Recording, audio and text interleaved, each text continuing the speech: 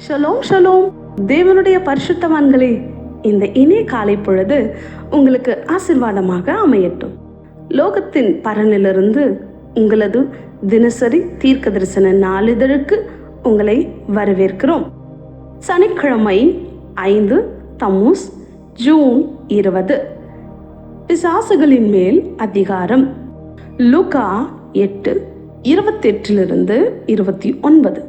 இயேசுவே, உன்னதமான தேவனுடைய குமாரனே, எனக்கும் உமக்கும் என்ன?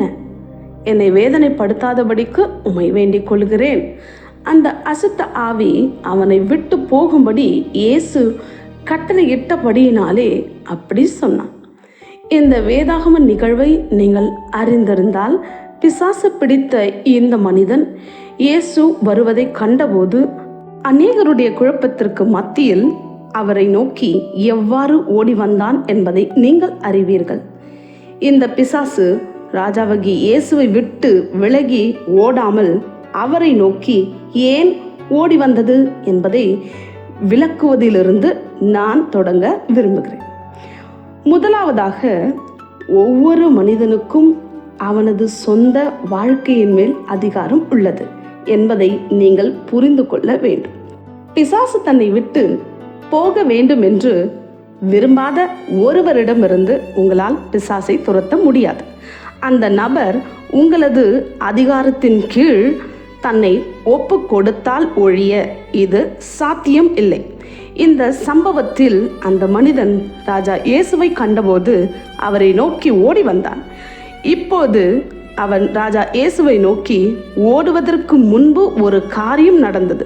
ராஜா இயேசு இன்னும் சற்று தூரத்தில் இருந்தபோதே அவனுக்குள் இருந்த பிசாசு மகா சத்தமிட்டு கூக்குரலிட்டது. அதைத்தான் நாம் இன்றைய ஆதார வசனத்தில் வாசிக்கிறோம். கர்த்தர் அந்த பிசாசை அந்த மனிதனை விட்டு போகும்படி முதலில் கட்டளையிட்ட போதே இது நடந்தது. எனவே பிசாசு அந்த மனிதனை விட்டு இன்னும் விலகி இருக்காவிட்டாலும் அவன் ராஜா இயேசுவை நோக்கி ஓடுவதை அதனால் தடுக்க முடியவில்லை. சம்பந்தப்பட்ட அந்த மனிதன் ராஜா இயேசுவை நோக்கி ஓடி வந்து தன்னை எஜமானுடைய அதிகாரத்தின் கீழ் ஒப்பு கொடுக்கும் வரை அவனுக்கு உதவி செய்ய முடியாமல் இருந்தது. நமக்கு பிசாசுகளின் மேல் அதிகாரம் உண்டு. உங்கள் வாழ்க்கையில் உங்களுக்கு அசௌகரியத்தை ஏற்படுத்தும் ஏதேனும் ஒரு காரியம் இருந்து அதற்கு சாத்தான் தான் காரணம் என்று நீங்கள் உணர்ந்தால் அவனை துரத்தி விடுங்கள். அதை செய்வதற்கு நீங்கள் சத்தம் போடவோ அல்லது உங்கள் அறையை விட்டு வெளியே வரவோ தேவையில்லை. ஆவியின் மண்டலத்தில் தூரம் என்பது கிடையாது. வார்த்தையை பேசுங்கள், பிசாசுகள் வெளியேறிவிடும். நமக்கு பிசாசுகளின் மேல் வல்லமை உண்டு. தீர்க்க தரிசன அறிக்கை. தெய்வீக விடுதலை ஆளரின் இந்த ஆண்டில் நான் இன்று எனது அதிகாரத்தை பயிற்சி செய்கிறேன். என்னோடு தொடர்புடைய எல்லாவற்றிலும் சாத்தானின் செல்வாக்கையும் தந்திரங்களையும் முறியடிக்கிறேன். ராஜாவாகிய இயேசுவின் நாமத்தில் ஆமேன். மேற்கொண்ட தியானம். லூக்கா 10:19. 365 நாள் வேத வாசிப்பு திட்டம். இன்றைய உங்கள் வாசிப்பு திட்டம் நீதிமொழிகள் 13-15 அதிகாரங்கள்.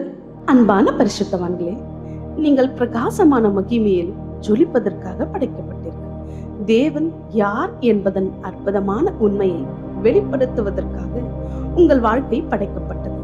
அவருடைய ஒளி உங்கள் வாழ்வில் பிரகாசிக்கட்டும். மேலும் கர்த்தருடன் இணைந்து ஒரு அற்புதமான ஒளியை உருவாக்கும் செயல்முறையை அனுபவித்து மகிழும்.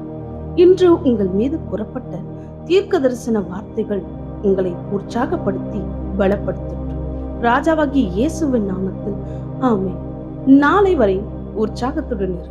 Shalom shalom.